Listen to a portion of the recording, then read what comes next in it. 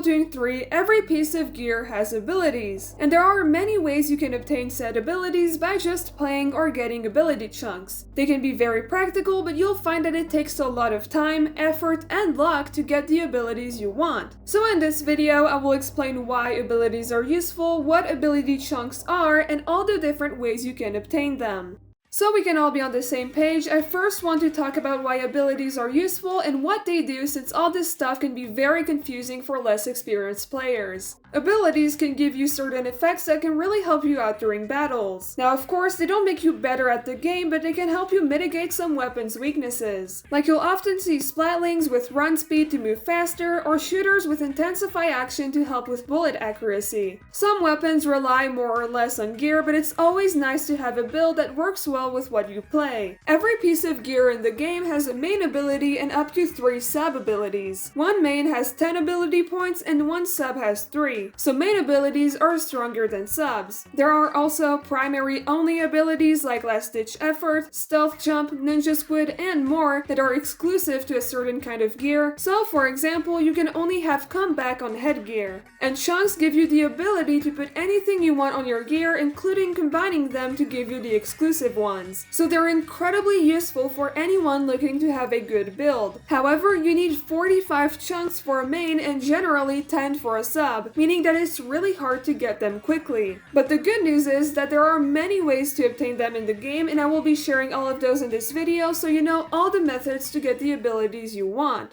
So let's start off with all the ways you can get abilities via the PvP modes. One, and the most obvious, is to go into battle with new gear and play until you fill out all the slots. It's less time consuming than other methods, but the chances are you won't get the abilities you want even if you take into account the gear brand or get a drink at the concession stand. I still recommend filling out all the slots before doing any chunk shenanigans because you might still get some subs you want, but don't expect to have perfect gear. And if you're playing with gear that's already filled out, you can now obtain a chunk every 28,000 points. The chunks you get from that are still randomized though, and it takes a lot of time to get that amount of points. So if you're set on grinding chunks in PvP modes, then make sure to do it during Splatfests. Because with the Splatfest tea, it takes less points to get subs and it's cheaper to scrub it for chunks near Merch or Spike for 2,000 cash instead of the usual 20,000. When you scrub gear, you take the subs you already have on it, then turn them into chunks, which resets that piece of gear. So it's pretty useful if you roll horrible abilities and want to try again. The problem with grinding chunks in PvP is that it takes either a lot of time or an absurd amount of cash. Splatfests are definitely the best time to grind chunks, but there's still the randomness of it all. Still very practical though if you participate.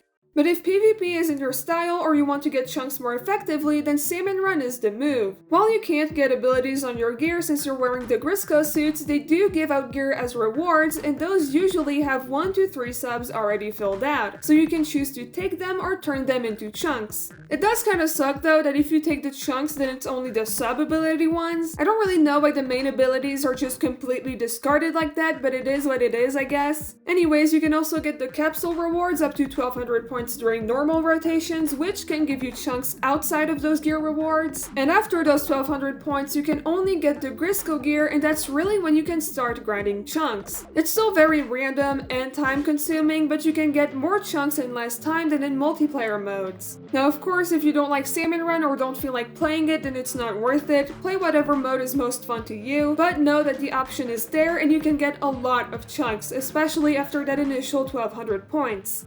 Now there are a few ways outside of the main game modes to get abilities and their chunks. The first one is the shellout machine. It's pretty common for it to give out chunks or drink tickets, but that does cost quite a bit of cash. Then for those who have 100% Adulterna, there's the shell drone. It uses power rags and can give you rewards including chunks. You can only use it once a day though, so you're not getting much out of it, but it's still pretty cool if you have power eggs laying around. And finally, let's get into how Spike or Merch can help you out. Of course, you can go to them to add abilities onto your gear, but they can also do a lot of other things. Something that I don't really recommend but that's still there is rerolling slots. The problem is that you need a piece of gear with all 3 slots filled and it takes 1 Super Sea Snail to reroll. Rerolling gives you new abilities that are, again, mostly randomized and might be worse than what you had before. This is really a gamble and I don't think it's worth it unless you have horrible subs on that gear. For stuff that isn't randomized, you can scrap gear and get chunks from the subs it had, or you can replace other gear's main or sub abilities. Now this isn't the best option, but it can be very practical in some circumstances. So when you add an ability on top of another, you get 6 chunks of that ability if it was a main or 1 if it was a sub. So let's say you have some pieces of gear that you know you won't be using anytime soon, but that gear has the ability you want, and you just happen to have 300 chunks of another ability that you don't care for. In that situation, it might be worth it to replace that gear's ability with the ability you don't need to get those couple of chunks for your main gear. Now most of the time it's probably not worth it to throw out 45 chunks for 6 other chunks, but it is still an option that honestly goes way faster than any other. I mean, I grinded Salmon Run for a week trying to find the 2 chunks I needed for a main of quick respawn, but I only ended up getting those 2 chunks by replacing some gear's main with special saver. These methods aren't the best, but they can be practical if you need a couple chunks. Unfortunately though, most of the work will still have to be done by playing the game.